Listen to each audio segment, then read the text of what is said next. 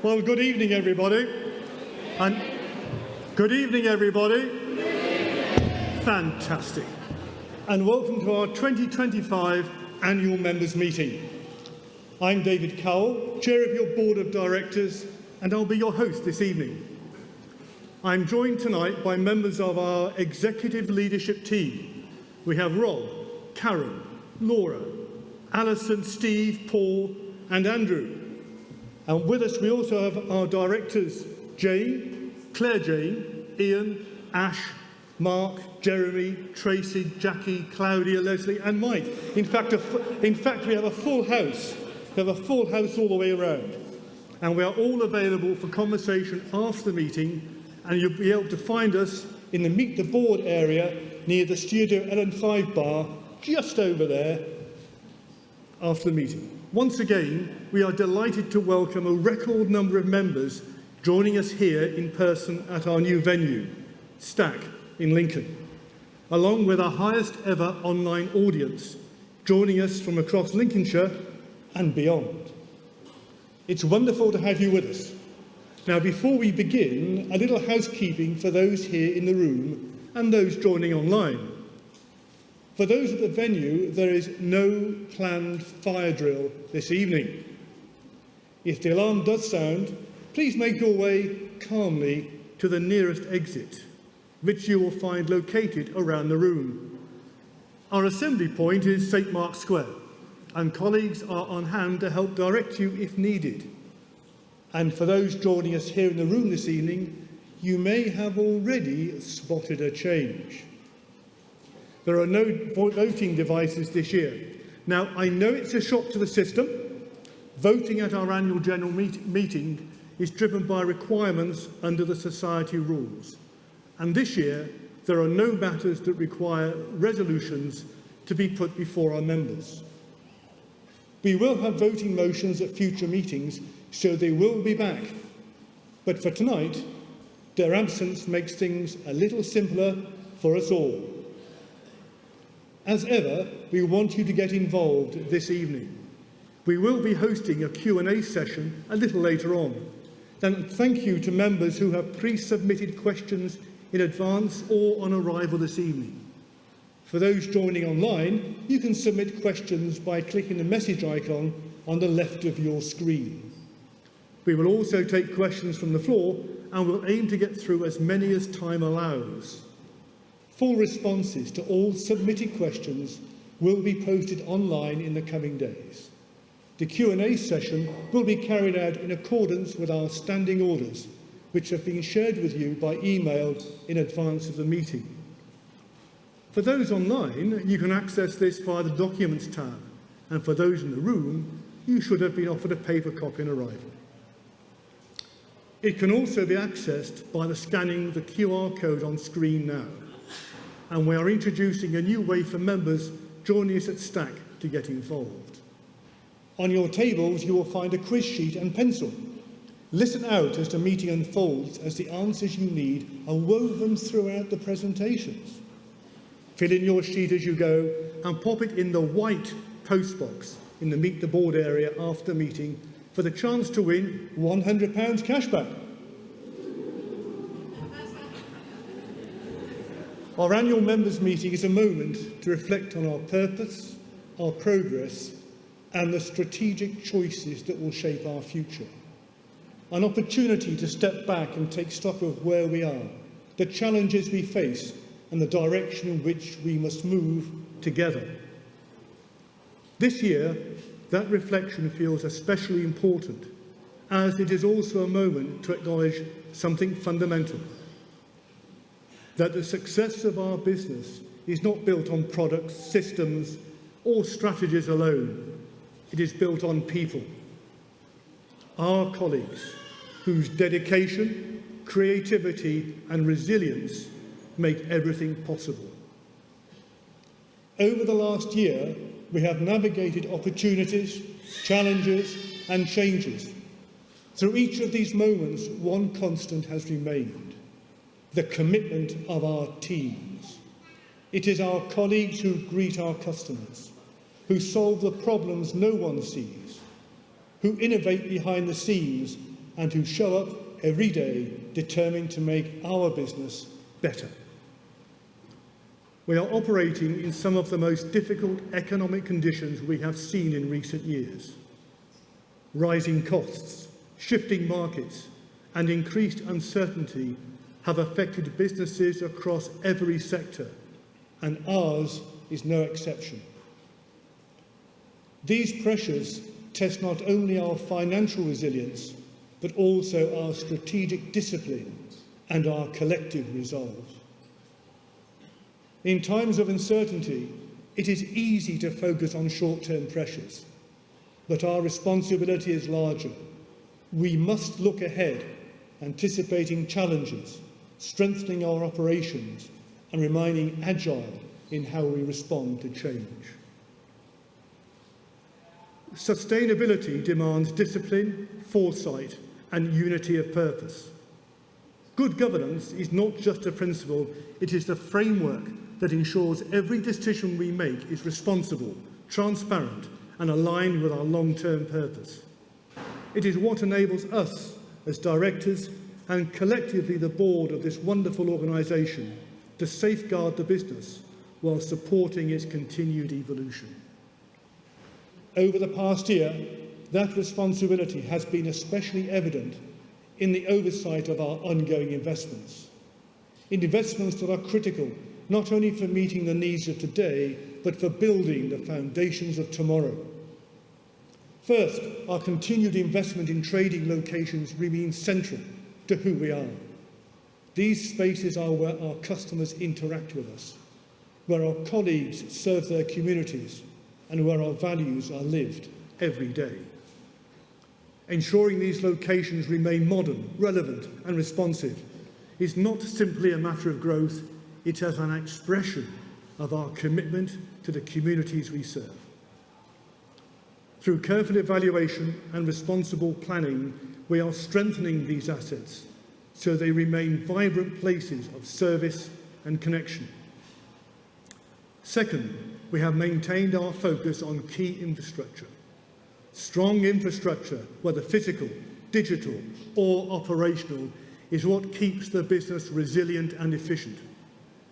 This includes investing in technology, supply chain reliability, energy efficiency, and the systems that enable colleagues to do their best work. Good governance means ensuring these investments are not only effective, but also sustainable, delivering long-term value and reducing risk. Third, we are moving with purpose into new areas of growth, healthcare and housing. These are sectors where our values can make a real difference. In healthcare, we have opportunities to support well-being, expand services, and help address gaps in community provision. In housing, we can contribute to dignified, affordable living, something that remains a pressing need across our communities. These ventures are not only commercially sound, they reflect a deeper commitment to improving quality of life and delivering meaningful social impact.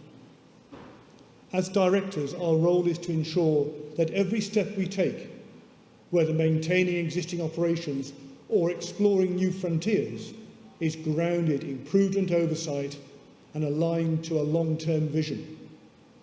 That means asking the right questions, scrutinising assumptions, and ensuring the business continues to balance ambition with responsibility. The decisions we make today will shape who we are in the decade ahead. Our investments must be bold, but they must also be wise. Our growth must be sustainable, not short-lived, and our governance must remain strong, principled, and steadfast. Thank you for your support, your oversight, and your belief in the purpose of our organisation. Together, we will continue to build a business that is both resilient and forward-looking, one that grows responsibly and serves with integrity. I will now hand over to our Chief Executive Officer, Alison Hands, who will update you on our trading and financial performance for the year ending 6th of September 2025. Thank you.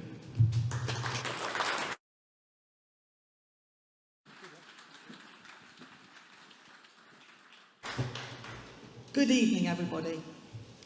As we come to the end of another year, I continue to reflect on the transformative change we are delivering to ensure that through long-term financial stability, we can deliver on our purpose of making life better in our communities. And in the current economic backdrop, this is ever more needed as we continue to see the requirements in our communities for support. Our foundational focus has been a priority over the last year, with people and culture being one of the key pivotal components. At the start of the year, we were awarded the Investors in People Platinum accreditation, and throughout the year, our continued focus on our people and culture meant we have relaunched our new Thrive values and brought back the much required face-to-face Spotlight Award, where we recognised our amazing people who go the extra mile for our members, customers, communities and colleagues. We were also delighted when a number of our colleagues were externally recognised in awards, from our travel team to our learning and development team to some of our funeral operatives and a member of our leadership team. We've also welcomed T-level students from a local school in Lincoln to highlight the extent of work and skills that we offer within a cooperative. What was equally satisfying was to get feedback from them on what we could be doing differently and how they felt our work opportunities were of interest. Importantly, we've continued our commitment to investment in colleague training, with over 21,000 hours undertaken this year. We were also, after negotiations with our official union USDOR, able to offer an average increase of 5.8% as a pay award for our colleagues, maintaining our 15p increase on top of national living wage. Thank you. This, along with the increase in national insurance following the April budget, has, however, cost us an additional 5.2 million, effectively accounting for the complete reduction year on year in EBITDA, or our profits from trading activity. With our continued commitment to financial stability to minimise future risk to our closed defined benefit pension scheme, we've helped facilitate a buy-in contract with a pension insurance specialist for a premium of 107.1 million. This will secure scheme member benefits for the long term. Another key area for our foundational investments have been within IT. Significant investments of 3.9 million have been made across cyber security along with infrastructure, as the emerging risks of phishing and malware, as well as our continued requirements to improve efficiencies in processes across all functions, need to be realised as costs continue to increase. But I'm also delighted that we've continued to make investments in new stores at Coates and Scartho, with more new stores planned for this year. We've also updated through our cyclical refresh programme, just take this bit, 15 food stores, 8 post offices, 5 pharmacies, 2 funeral homes, 1 travel branch, and not a partridge in a pear tree in sight. As well as opening our new best-in-class funeral home in Horncastle, which was absolutely fantastic, and our exciting new health and wellbeing hub at Birchwood. Pleasingly, this year, our membership has grown by 4.9%, meaning we now have over 303,000 members.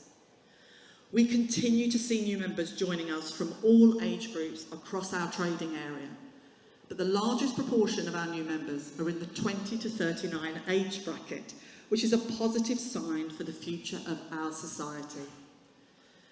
We've also focused on sustainability commitments this year, launching our detailed sustainability strategy. This has resulted in us setting ambitious environmental targets of reaching net zero greenhouse gas emissions by 2045, which has been validated by Science Based Targets Initiative, a corporate climate action organisation. I am really proud of the work that the team have delivered this year, with investments in solar panels onto our branches and into renewable energies power pack agreements. The team have worked tirelessly within the organisation for us to see a 13% reduction year on year in our greenhouse emissions. But our year has also been challenged by some significant incidents, from the fire at our Netherland food store, which has only just recently reopened in October, to the significant supply issues experienced by our food stores following the cyber attack on the Co-op group, which had a major impact on our year. This reduced our sales by 1 to 2%, which has clearly impacted our EBITDA. We are currently engaging with our insurers to mitigate the impact of this. But our food business makes a significant cash contribution to our society, and its success is key in funding our performance and therefore future growth. So we will continue to keep focused on recovering back those customers we lost through this period. But I am incredibly proud of the resilience and the creativity our team showed to get stock back on the shelves, and the support given to us by local suppliers and the communities in ensuring we were able to trade effectively. I also want to commend the colleagues who went that extra mile by opening up a pop-up shop in Netherland, to offering a bus service to the nearest local co-op for post office services and an extended food offer. Our travel, post office, funeral and property businesses have all seen growth in sales performance this year, with pharmacy in marginal decline. Our funeral, property and travel areas have also seen growth in their EBITDA value through strong performance and cost management. It is the government-funded areas of post office and pharmacy that are continuing to make an overall loss. However, we see these areas as key services for local communities. But the Co-op Group cyber incident and the Netherland fire, along with the continued cost pressures, have been incredibly challenging for the society. To that end, I am sorry, but we are unable in our cashback programme, having already paid out £3 million throughout the year, and that accounting for 60% of our trading surplus. As we informed at the half-year report, it means that there is no Christmas bonus for members this year, and I am sorry for that. But our purpose continues to be our driving force, and we should all remind ourselves of the activity we have collectively delivered in 2025 to make life better in our communities. From our foundational partnership at the Horizon Youth Zone in Grimsby, to our food banks, sanitary banks and toy appeals at Christmas, to the 16-hour volunteering we pay for all colleagues to engage in, to the $453,000 we raised for 263 local good causes, including more than $242,000 for local Macmillan services, our support for 36 community cuppers, 92 wellbeing walks, 12 green space projects, 3 libraries, and the 1,600 hours a week our community team work with people across our trading area to make life better. I am immensely proud of all our colleagues and members and the work we collectively deliver to ensure the society continues to deliver for our communities, and that its financial stability will ensure this for the longer term. I've spoken to you tonight about the continued investment in our co-op, and I'd really like to leave you with a video showing some of our recent highlights. Thank you again for your continued support and for listening, and I wish you all a Merry Christmas. Thank you.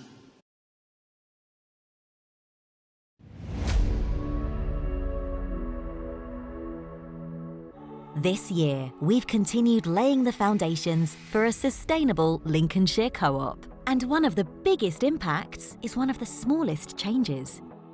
Electronic shelf edge labels are being rolled out to all of our food stores as part of a £3.9 million investment in our IT systems. The project is due to complete in January, and our colleagues love it. We save so much time because we don't have to go out into the back office printing off labels. We can focus on being out here with the customers, and it will save £100,000 in print costs each year. We invest up to £5 million each year to refresh up to 40 stores and outlets, creating brighter, easier to shop spaces that give our members and customers a better experience every time they visit. As part of that cyclical refresh programme, we've brought a fresh new look to our Louth travel branch. It's designed to create a unique space inspired by the excitement of travel. Step inside and you'll feel like you're about to take off, and our fantastic team can't wait to plan your next adventure. We've also recently relocated our Horncastle funeral home, a £1.2 million investment, creating a calmer, more welcoming space where families can feel supported and cared for. This year, we reimagined community health by opening our first health hub. It's more than a pharmacy, it's a modern, community-centred healthcare destination with 5 consultation rooms, pharmacy services, more over-the-counter products, and even a podiatry service in-store. Together, we're looking after the health and well-being of our communities. We hit a big milestone this year, opening our 100th food store in Coates near Peterborough, and then taking on a former Co-op Group store in Donington. Both stores have lots of new products and ranges, such as Praveen Kumar and Cook freshly frozen meals, tasty treats from Gadsby's Bakery, and extended food-to-go ranges. We love local, and we're proud to have continued building great relationships with our amazing local producers, like Fran from Riviera. And getting it into Lincolnshire Co-op was just the most incredible feeling. Actually getting to see it physically in a store and getting to see people going in and buying it was the best feeling in the world, and it came at such a critical time for my business. So Lincolnshire Co-op pay in 30 days, which really helps kind of regulate my cash flow, and I've got regular kind of money coming in, which helps to support my growth and buy more products. This year has been about making Lincolnshire Co-op strong for members and communities today, tomorrow, and always. And we couldn't do it without you. Thank you for playing your part.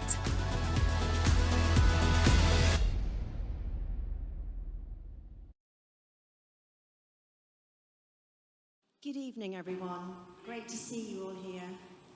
I'm Jane Moat, your Society President, and I'm joined on stage by Chief Purpose and Proposition Officer, Laura Dunn. We are here to update you on what's been happening with membership over the last year and our plans looking forward.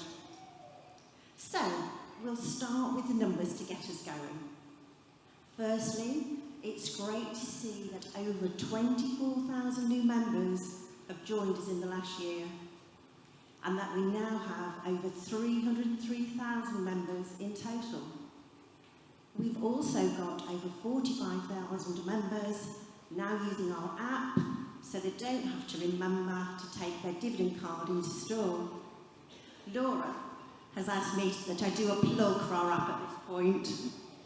So if you haven't already, make your life easier and download the dividend card app now. Well, not right now. Last year, members spent 3.6 million cash back when shopping with us. And we have continued with our free fruit scheme for children linked to members' accounts, with over 36,000 pieces of fruit being enjoyed this year. It's a great start. We know that the combination of personal rewards and community support is valued by our members, and we continue to look for ways to ensure membership remains relevant and affordable in the long term. We've had a challenging year, as you've heard. We've had a challenging year financially, as you've heard this evening. With the reduction in profit and the 3 million cashback already paid out, which includes last year's bonus, we are unfortunately not in a position to pay the cashback bonus to members in the run-up to Christmas this year. We know this is disappointing, but likely expected in the current economic climate. On behalf of us all, the board are focused on the long-term sustainability of the society, keeping prices competitive and maintaining support for our local communities, which is as important as ever. I will now pass on to Laura to talk through our plans for membership moving forward. Thank you very much.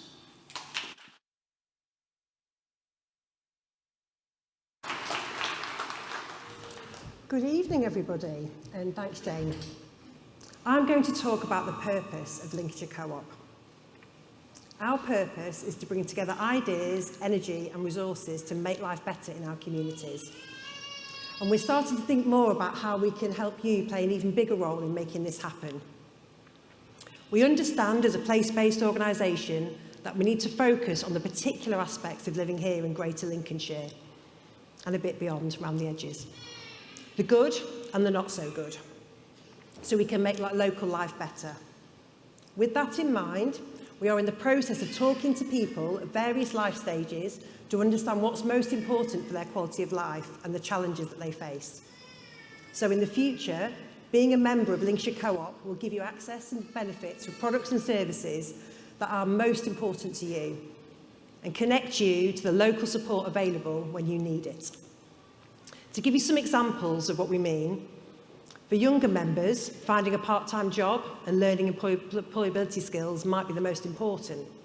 For a parent with a young family, and I can hear somebody at the front there who may be in that category, it may be discounts to family-friendly places locally. For a member recently retired, it might be connection with local volunteering opportunities.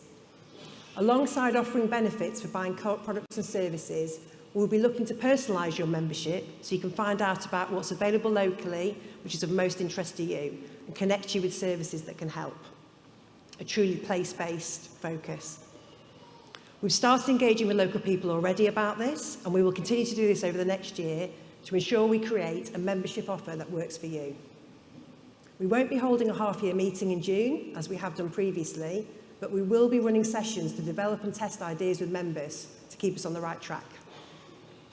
For now, there is a total of £4.5 million on members' cashback accounts, so please use it to help with your Christmas shopping this year. And remember, every time you shop with us, a donation is made to the local community champion in your area. I really hope you found that update useful, and I'll be back with you later to host the Q&A session. Before that, we're going to hear from the chair of our board committees. Just before we do that, I'd like to share something close to our hearts this year. Our Christmas campaign is centred on sharing joy, but we also recognise that this can be a challenging time for some people. That's why we've been encouraging our members, customers, colleagues and communities to come together and help make a genuine difference. To bring that spirit to life, we'd like to share this video. It isn't about products or promotions, it's about people and the power of community when we support each other. Hope you enjoy watching it. Thank you.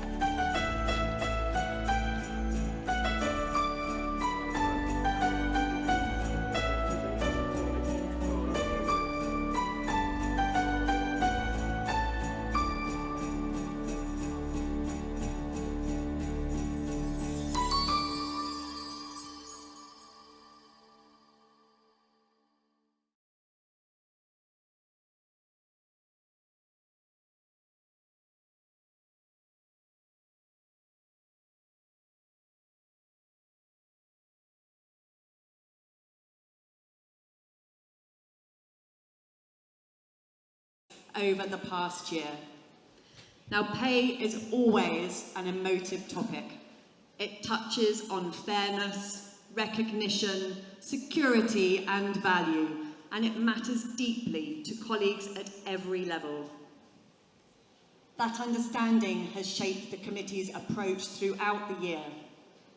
The aim has been to ensure decisions are made in this society that are fair, thoughtful and grounded in the realities facing our workforce, while ensuring the society continues to deliver for members and communities. The organisation operates in a competitive employment market, and attracting the right people is essential to the impact the society can have. There is a strong belief that organisations with genuine purpose and a real commitment to their communities are the ones best placed to make the most of talented people, and talented people are drawn to places where their work carries meaning. Maintaining both a fair and competitive approach to reward is part of sustaining that, and the committee has been pleased to support an increase of at least 77 pence per hour for 95% of colleagues, an average of 5.8%. Managers and senior managers did not receive that pay increase. A pay review for those colleagues is ongoing, and our approach, supported by our union USDOR, is to target those at the lower end of their pay scales. We benchmark executive salaries against organisations of a similar size, turnover and complexity, and receive external advice on this. We offer appropriate remuneration packages to support us in attracting and retaining the best people to lead our business. One measure of pay in an organisation is the CEO pay ratio. This year's calculation shows that the CEO pay ratio has reduced year on year and is now 22 times that of a median colleague pay. And the median colleague pay is the middle value when all colleagues' pay is listed from highest to lowest. The latest FTSE 350 figures show us the average is usually 52 times the median. This year, the committee has continued to focus on ensuring clarity and transparency in how remuneration frameworks operate. Particular attention has been given to strengthening the link between expectations, objectives, and accountability, ensuring that leadership performance aligns with the society's long-term health and with the standards members rightly expect. This work helps ensure that reward encourage responsible leadership and supports the Purpose Beyond Profit 2030 plan. The committee has also spent time reviewing the broader coherence of pay structures across the society. Maintaining fairness, supporting progression, and reflecting operational realities have to be continued to be a priority, alongside ensuring the society remains well placed to retain and develop colleagues who play vital roles every day. This reflection highlights the intention behind the committee's work to uphold fairness, strengthen accountability, and ensure that remuneration practices support a purposeful, values-driven and sustainable organisation. You can find more detail within the Remuneration Committee section of the annual report. Thank you all for listening, and I wish you all well for the festive season. We'll now hear from Ian, the Chair of our Audit and Risk Committee.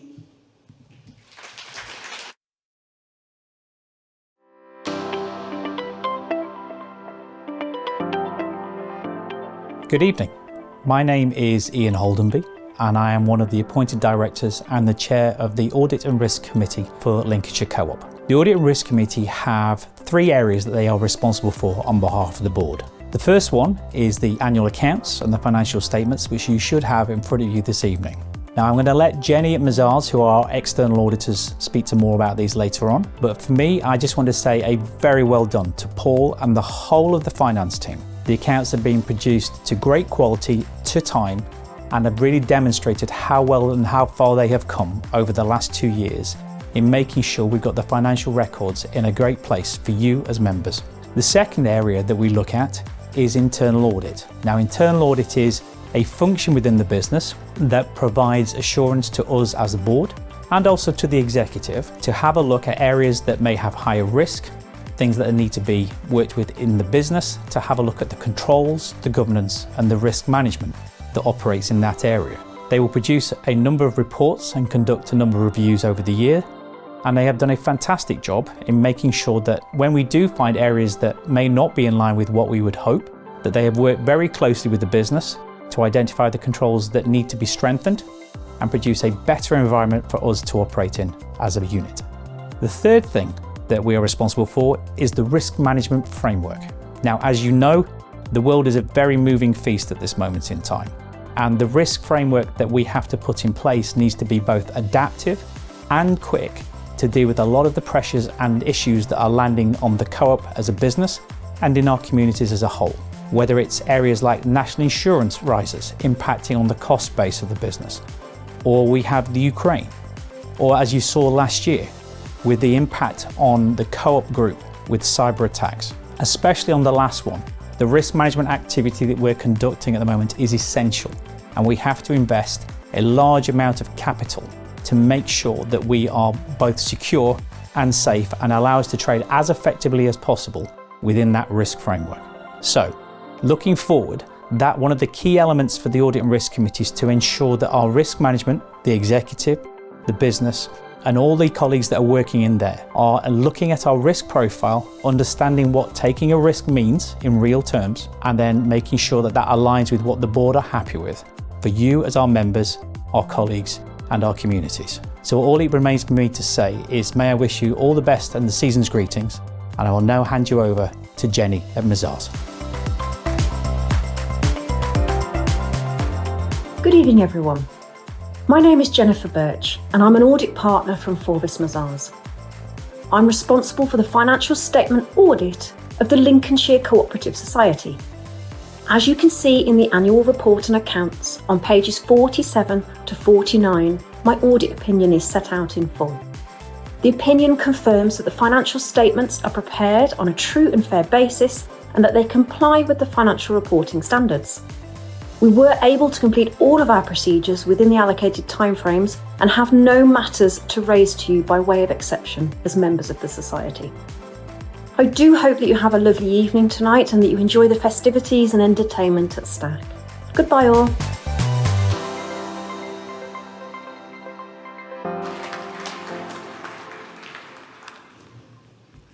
Hello, it's me again. Now we move into one of the most important parts of this evening, your questions. This is your meeting and the Q&A is your chance to share what matters to you. So thank you once again to everyone who's taken the time to submit a question, however you've done that this evening. We'll be taking questions in 4 ways tonight. First, we'll start with the pre-submitted questions we've received in advance of the meeting. Then we'll take some questions from the postcards submitted here at the venue. Then we'll open the floor for live questions in the room. And finally, we'll be taking questions from our online audience, which is a substantial number of people online with us tonight. If you are joining us digitally, you can submit your question at any time by using the message icon at the top of the screen. We have colleagues monitoring, they're just at the back. So as they come in, they can beam them through to my iPad. We're very technical. We'll do our very best to answer as many questions as possible tonight. And if we don't get to your question, don't worry, we'll be responding in full on the website in the coming days. So let's begin with the pre-submitted questions, which I have here. First one. Since March 2023, the Society's trading performance and profitability has declined dramatically. This is the worst Society financial performance in living memory. As a direct result, there is to be no distribution of a final dividend bonus to the membership. In light of this, does the board now think that in hindsight, it made an error in appointing the current chief executive? Rising costs and management issues to address and mitigate and should not be offered as excuses for the net outcome being a potentially catastrophic fall in trading surplus. This position in which the Society now finds itself is not sustainable. Can the board give the membership assurance that we will be seeing a reversal of the deteriorating performance in the next 12-month period? If not, please explain why you should retain the confidence of members to whom you are accountable. I'd like to ask Ian Haldenby, our Chair of Audit and Risk, to come up and answer that one. Thank you, Laura. Good evening, everybody. And James, thank you very much for that question. To answer it, I'm going to use some of the comments that David and Alison have already given, but add a few more specifics. I don't think I need to tell anybody here or at home what it feels like as an individual in the current climate. And as we've said, we're no different as a business. But we're not alone in this. Some of the things that you'll see around are, for example, the Co-op Group. Its sales have gone backwards last year. Asda is 4% down. If you exclude the cyber impact, excuse my teeth, we're actually one of the few independent co-ops that would have grown its sales last year. We are definitely still one of the strongest independent co-ops, whether it's our sales, whether it's our asset base, whether it's our colleagues. As David said, one of the things that tends to happen with businesses when we get into tough times is we start moving to do more short-term knee-jerk decisions. Now, as a board and members, because we're all members, our requirement is to make sure we balance not only the short-term, the middle and the long-term stuff, but also for the impact on us as members, but also our thousands of colleagues and all our customers. So a lot of the activities we've been doing in the purpose before profit has been focused around doing this. And we've got a graph just on the top there that I just want to talk through a little bit about what we've been doing in our transformation program. So you'll see there's two lines. Basically, the yellow line is if we did nothing, and what that would look for in terms of going forward, about what our trading performance would look for all the way down. We recognised there were things were going particularly not great in the market, so we started pulling some of those levers, which is what the blue line represents. Now, when you're having a look at the headwinds that we're facing with the national insurance rises and the national living wage, there is an extent to which we can mitigate this. And you've seen some of the numbers. It's also in the financial statements where the cost of the rise isn't as much as hits the bottom of the EBITDA line and the profit line, because we have been pulling those levers. But we're also going to be having a look at the investments as well, which take a little bit longer to mature, which is why you can see the blue line start to improve. But just to give a little bit of context, if we did nothing else, each month brings new challenges each time. So that yellow line gets steeper and steeper towards it. So everything that we do is fighting a tougher and tougher flow against us to do this. What I would say is I am completely confident, and as the board is too, that we are very happy with Alison's appointment. And we are very comfortable that Alison, her team, and all the colleagues have the ability and the fight and the direction to actually keep seeing us through this one as we go into the future.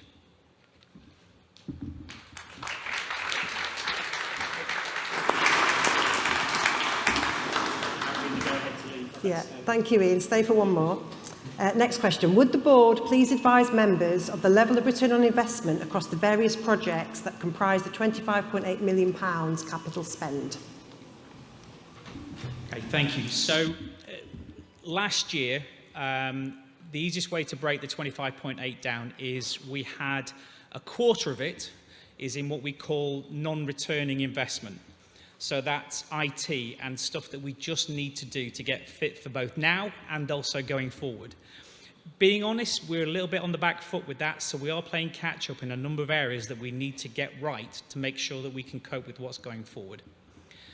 3/4 of it is in the returning stuff. So that's where we put investment in and we expect to get some profits back depending on what they are.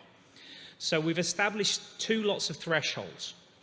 For those that are just commercial and profit-driven activities like stores or efficiency improvements, we expect 6% return on investment.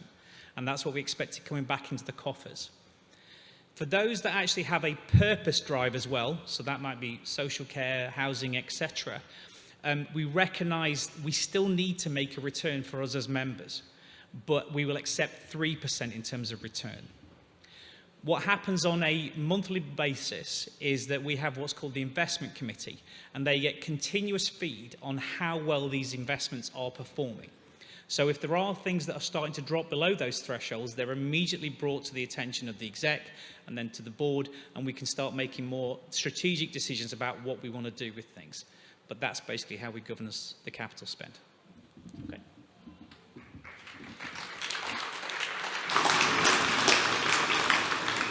Thank you, Ian.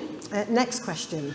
Will the board please explain why, despite the Society's poor performance, which has resulted in members receiving no final dividend bonus, the 6 members of the executive leadership team have themselves received a total of £250,000 in performance-related bonuses, in addition to their collective salary of £1.2 million, with the chief executive herself receiving a bonus of £153,000.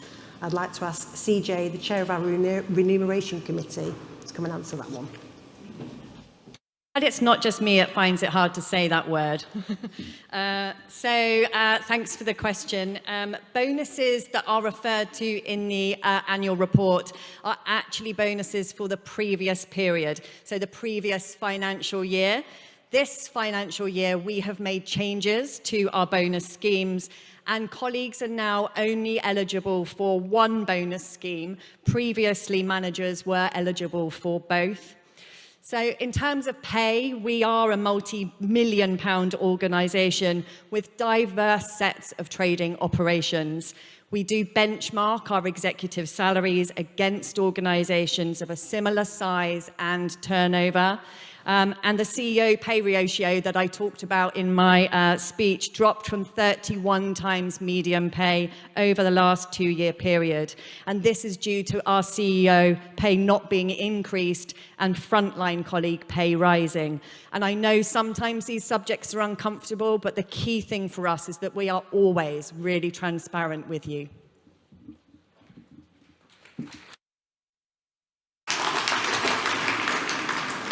Thank you, CJ. I've got a related question with a slightly different tone. At the 2025 half-yearly members' meeting, the chairman indicated that executive bonuses have been substantially reduced. The written Q&A published on the website clearly says that the executive bonuses have been reduced in line with the society results. However, those two answers appear to be incorrect. Why have executive bonuses not been reduced in line with the reduction in trading surplus? And does the board accept that members should have shouldered the impact of reduced profits far more significantly than the executive leadership team? CJ, come back to answer that one. Thank you very much. I love how candid and challenging your questions are. We do really appreciate that. As I said, the bonuses that we're referring to in the annual report are for that previous period, linked to the previous financial year. Trading surplus from 2023 to 2024 reduced by 12%, from 12.1 million to 10.3 million. The executive bonus reductions of 21% to 24% reflect this. The members were paid a Christmas bonus for that same period of the last financial year, and total distributed to members was 3 million, which was 60% of the profit made. And to just describe to you, the bonuses for frontline staff have been locked in for next year, but for managers and senior managers, they are not confirmed at the moment. Thank you.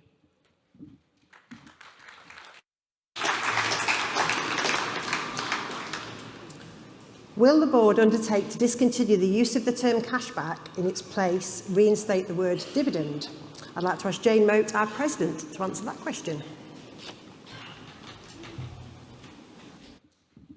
Thanks, Laura, and thanks to Robert for the question. We launched the 1% cashback scheme in September last year, and this followed some member and customer research that we'd done earlier in the year to understand what they wanted as membership. It was decided we'd go with cashback, to go with a more widely used term and to attract more members to our society, and it's worked. We've had 24,000 new members, and as Alison mentioned earlier, the largest proportion was in the age group 20 to 39, which is really encouraging for the future of our society.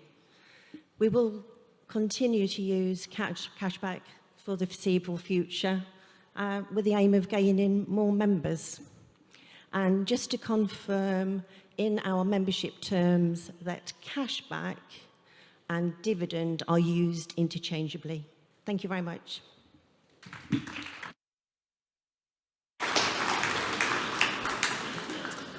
Can the board confirm that all the assets of the society are owned by and vested in the members and the membership?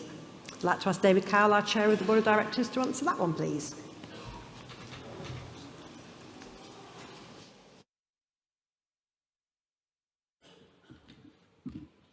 Thank you, Laura, and thank you, Graham. Great question. So to answer it for you, all assets reported on the balance sheet in the annual report are owned by the Society and therefore owned by the members. The profit generated from our asset base is recycled locally by sharing cashback with our members, investing in new and improved services, and by supporting local community groups, charities and schools through our Community Champions scheme. This all contributes to delivering our purpose of making life better in our communities. Shall I sit tight? Stay where you are, David. The next question we've had pre-submitted. Will the board confirm and undertake to ensure that all the questions put by the members to this annual members meeting and their answers given are made available to all members within a reasonable timescale, and be mindful of the fact that not all members have access to the internet or the society website? David, could answer that one? Yes, a very straightforward one for us to be able to answer. We can confirm that all questions received will be published in full, along with the answers, on the Society's website on Friday. And if members require a printed copy, then please call our membership team to request this. Thank you.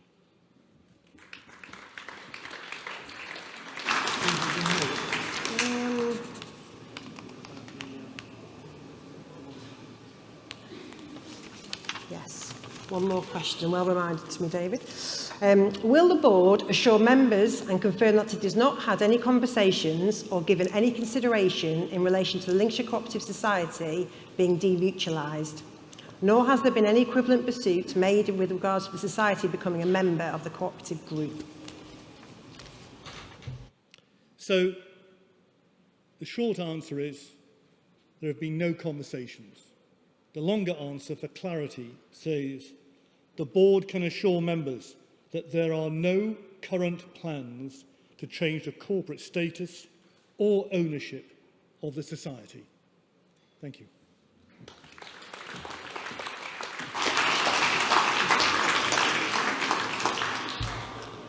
Thank you for those pre-submitted questions. We'll now move on to the questions submitted in the venue this evening on postcards.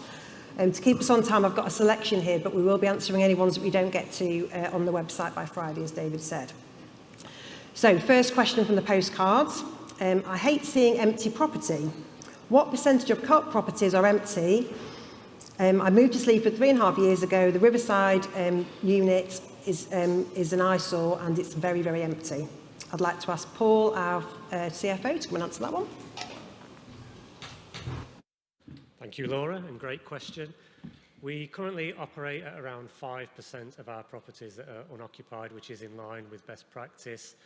I will take the feedback on Riverside back to the team. We push with agencies. Equally, we don't like to see our properties empty, so that is something that will get our focus and attention. Thank you.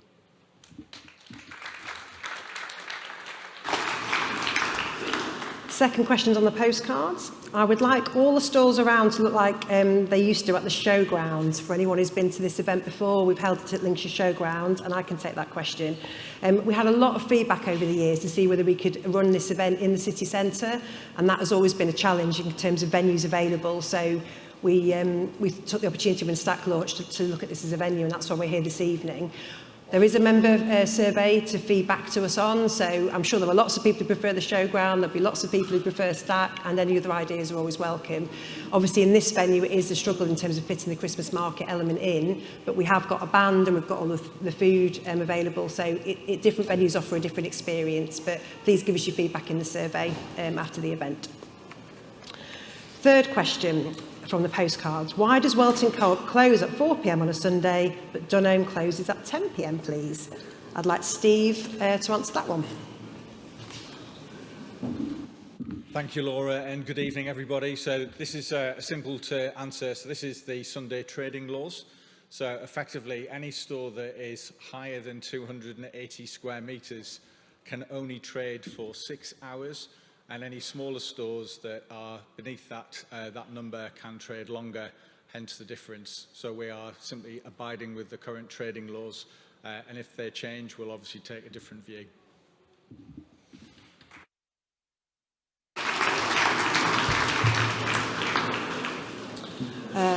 You can sit down, Steve. Sorry. See, it's not rehearsed. Next question. How does Co-op decide which local good causes and community groups will benefit from charitable donations? And I can answer that one. So a couple of ways. We do store donations for smaller donations, things like raffle prizes. So if you go into a local food store and you're wanting things like a raffle prize, something at that level, up to about £30–40, you can request that in store. If you're a larger community group or charity and they're looking for a larger donation for something a bit more significant, apply to the Community Champions scheme. That gets refreshed every 6 months, and that's how we raise the money. So when members shop in stores, a donation's made every time you shop to that local community group or charity. So it's a really important part of our focus. If you want more information on that, ask anyone in the team, because they're all aware of how to do it, and there's lots of information on our website about how to apply. Okay, so we've done the selection of the postcard questions. I'd now like to move to our on-the-floor questions. I'm hoping we're going to raise the lights a little bit if we can, because I can't see very well from up here. So if you'd like to raise a question from the floor, if you could raise your hand. We're hoping to take them in groups, and a member with the microphone will come over to you and wave a blue light at me, so hopefully I can see where you are. So raise your hand if you're keen to ask a question on the microphone this evening.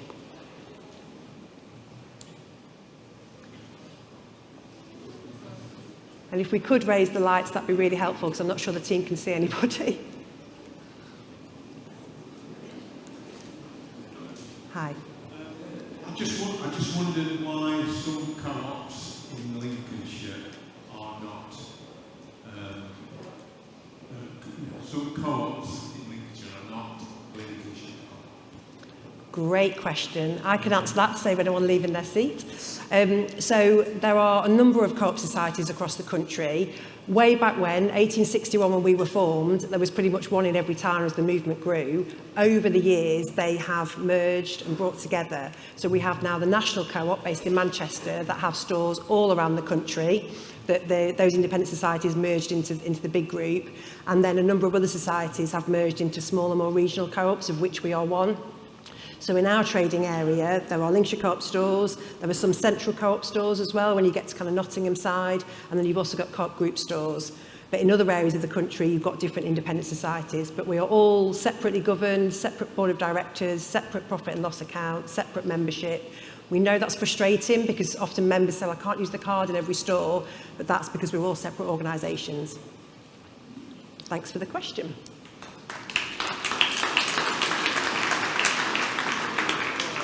Anyone else? Sorry. Good evening. I wish the board to instruct shop managers to make facilities available for putting shopping in your bag. During COVID time, there was this facility, a basket there or something. At the moment, there's quite often a basket there which is empty and you can use it. So you aren't juggling your shopping. But other times they're filling it up with merchandise. So either you can put your bag on the merchandise or, so if you want people to buy stuff, to be a beautiful experience, it's something that you need to do. Great feedback. Steve, would you like to answer that one? Yes, I agree with you. It's a really fine balance between being accessible and making sure that we can serve everybody, and then not making it too hard for you to fill your bags at the same point. Each time we open a store, we'll work through and look at the format and design, but it's a good point, well made, and we'll take the feedback on board. Thank you.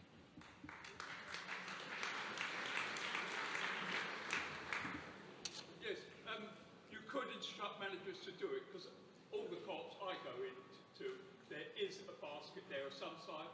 They fill it up with produce. Maybe they want to increase sales of whatever it is. But, I'm it something you could do? We'll certainly take it away to consider. It's that balance between. My question is, should we have a resolution? Should you have a okay? Should we have can we have a resolution on this? No. Not tonight. No, not tonight. No. At the next meeting, if this hasn't happened. And the answer is, in theory, yes. Yeah, we'll take that. Yeah. We'll take that for the next meeting. It would be very handy to make the shopping experience a lot easier for a lot of people. Okay. Who are buying more than a couple of items. Thank you for your feedback. Thank you. Okay. Any more questions from the floor? Following that blue light, Rick.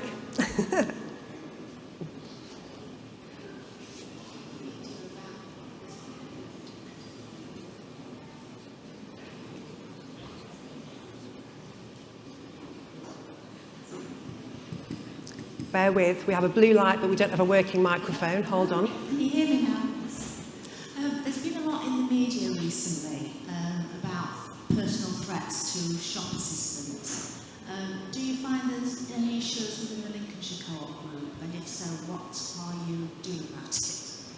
Great question. Alison, do you want to come and answer that one?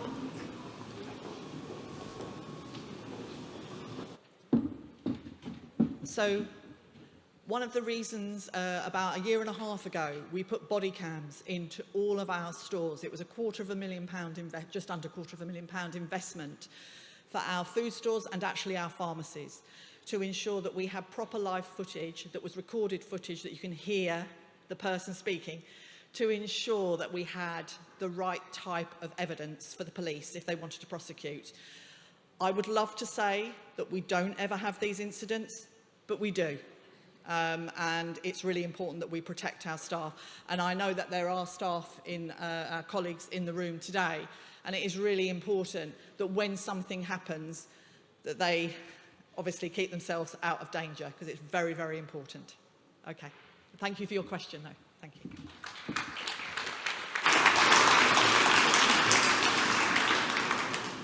I'm just mindful of time because we're just past 8 o'clock, so I'm going to move to the online questions. We've got just a few to get through if we're going to keep to time, and I'm sure you're probably all quite hungry as well. So, first online question. What proportion of revenue and what proportion of profits come from retail, and how much comes from the property portfolio? I'm going to ask Paul to answer that one, please, our CFO. Thank you, Laura. Another good question. Property is a very important part of our business. It represents around 4% of sales, but 53% of profit. It's therefore our single biggest area of profit. The balance of 47% is across retail, the lion's share of which is food. Property as a whole, therefore, gives us the ability to diversify risk, also allows us to deliver on purpose. We have sites, for example, that are used for healthcare and housing, so very important both from a profit and a purpose perspective. Thank you.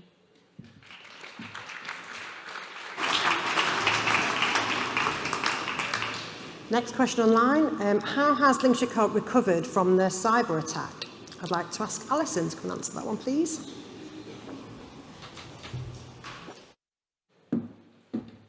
Blimey, this is a bit hard. So, Lincolnshire Co-op is continuing to recover. In terms of from a product perspective, we have retained and got our products back into store. The issue more is actually getting customers back. Members have been fantastic. They have come back and are trading with us, but it is our customers who were not members that has been harder. They went away and they found other places, and it's harder now to bring them back. But we continue, as I said earlier, to try to bring them back. I do want to just build on this, Laura, if I may, because I was asked a question earlier by a gentleman that came in. I want to remind everybody, it was the Co-op group, who are our main supplier, who had the cyber attack. And because they are our main supplier and they turned all their systems down, we did not have supply for several weeks, which was very challenging. I think the thing to really call out around this is that when that happened, what that was a demonstration of why it is massively important that you invest in your IT systems and make sure that they are as cyber secure as they possibly can be. And that is why we've been investing the money that we have, and Ian obviously talked about that earlier. But there is a couple of other points that I want to make, and now I've got the microphone, I'm going to. So the gentleman that I spoke to earlier, Alan, you asked about the fact that there's quite a lot of press and radio advertising being taken out about taking out an action, a class action against the co-op group about data breaches. And the question that Alan asked me is, isn't that just like taking an action against yourself because we're all members? And the truth of the matter is, yes, although you'd be taking that out against the co-op group and not the Lincolnshire Co-op, but as they are our main supplier, it will impact them and it potentially will impact us as they are our supplier. But I want to sort of, and I'm not going to just stand here and be nice about the co-op group, but I will say the one thing that they did was they took positive, affirmative action, which is what you would have expected of a co-op. One of the things that they did after that attack was they started to sponsor a charity who find young children who are online doing activity like Minecraft, and they are being groomed to become hackers. And the charity is into ensuring that they are capturing those children before they become criminals. Because that's the thing we have to remember. A cyber attack is caused by a criminal. And so the other thing, if ever you're in a position and you have an opportunity to speak to a politician or whatever, it's important that in this country there is mandatory reporting of cyber attacks. Because the reason that the hackers go at the UK, not just the co-op group, Marks and Spencer's, Jaguar Land Rover, they were the ones that have been very well reported on, is because it is not mandatory to report it, and therefore the criminal activity continues to abate. So I just wanted to say that as I had the opportunity, but yes, we are working hard to bring back those customers. So thank you very much.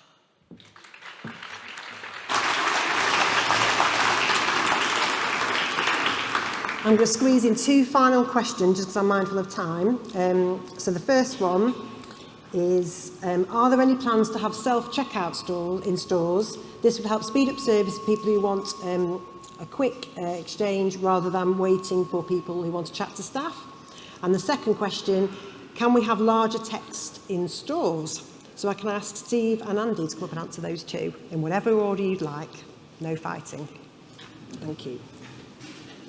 So I'll go first because the microphone's now at my height, and I'll pass over to Andy.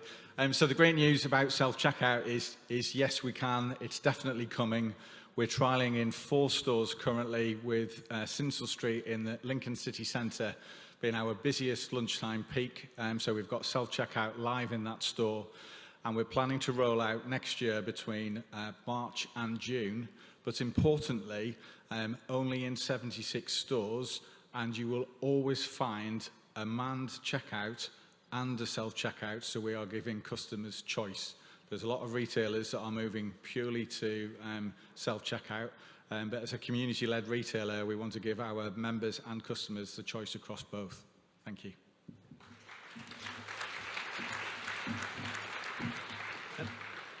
I kind of feel like my mum must be online tonight because she asked me this question this week, so I'm already primed.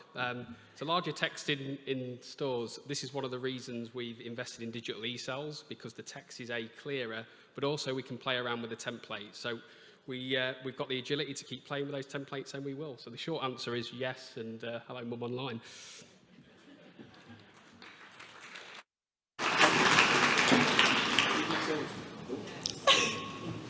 Good point. Just in case you know what digital e-cells are, they're electronic shelf labels. So you should see these. They're in now 92 of our stores, so only 8 to go, and you'll see the rest of those in January. Okay.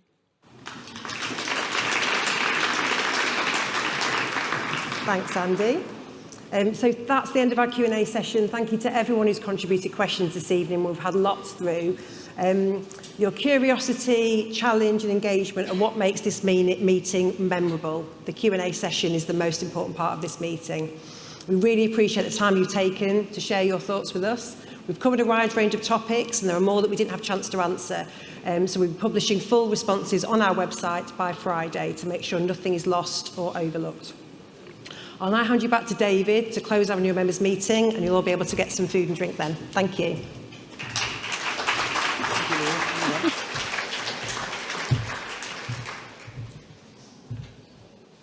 Well, thank you, Laura.